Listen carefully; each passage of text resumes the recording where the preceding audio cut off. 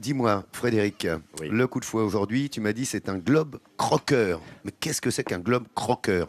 Alors quand on a l'habitude de partir en vacances, on ramène des photos, des Ouais. souvenirs. Mais là, je vous propose le portrait d'un personnage. Nous partons à Lourmarin. À Lourmarin, c'est juste à côté d'Apt. C'est un artiste. Il a le cœur en Luberon et le regard ailleurs. Pierre Croux, c'est un architecte réputé. Il dessine, il croque, il voyage. Plus de 80 pays visités quand même. Un globe trotteur devenu globe croqueur. Et c'est bien plus passionnant qu'une soirée diapo. J'étais architecte pendant 40 ans. Mais en parallèle, j'ai décidé de voyager. Je me suis rendu compte que peut-être je pouvais travailler non-stop pendant 1 mois et demi. Et puis je bloquais une semaine. Avec les 2 week-ends, ça faisait 10 jours. Je m'offrais un voyage. C'est-à-dire 30 ans chaque année, 7 ou 8 voyages par-ci, par-là. J'ai fait le tour du monde. Architecte et croqueur. C'est indissociable. Si le peintre a besoin d'eau pour ses aquarelles, l'astuce de Pierre pour s'en passer en voyage, c'est une palette plastifiée inusable pour étaler et mélanger ces 15 feutres qu'il emporte partout. Mes feutres vont venir réveiller ces teintes et faire des teintes intermédiaires. Par exemple, ce gris, si je veux le rendre un peu plus jaune, je vais taper ici.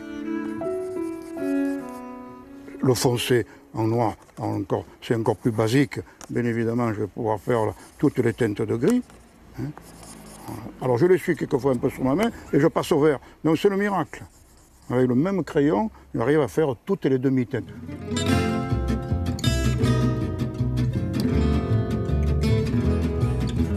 Le croqueur en voyage, surtout comme moi je le pratique, c'est-à-dire croqueur debout, dessiné en avançant, dans les sites, dans les cathédrales, dans les marchés, dans les souks, là ça demande quand même un comportement. Il faut avoir la main un peu sûre, hein.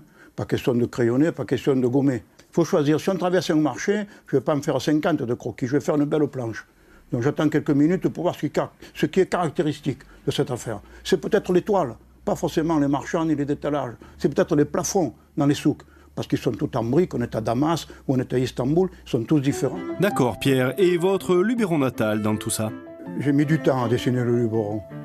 Ça ne m'émotionnait pas. Mais je ne me voyais pas ici m'asseoir devant le château de Lourmarin, un quart d'heure et faire un croquis. Je le vois tous les jours. Donc je me suis dit, si tu faisais un carnet sur Cadenet, j'ai ciblé mon village, Cadenet en Luberon, comme il était dans les années 40, ça c'est stimulant. Une espèce de carnet de voyage les yeux fermés. Tu fermes les yeux, tu imagines. Ah oui, mon père, ma mère, le quartier. Ah oui, le père Balison, la Cassia, là il y avait la fontaine, etc. Et me voilà parti.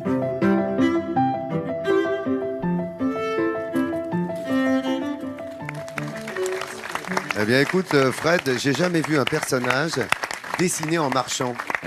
Tu vois, c'est surprenant hein, de faire son dessin tout en marchant. C'est incroyable.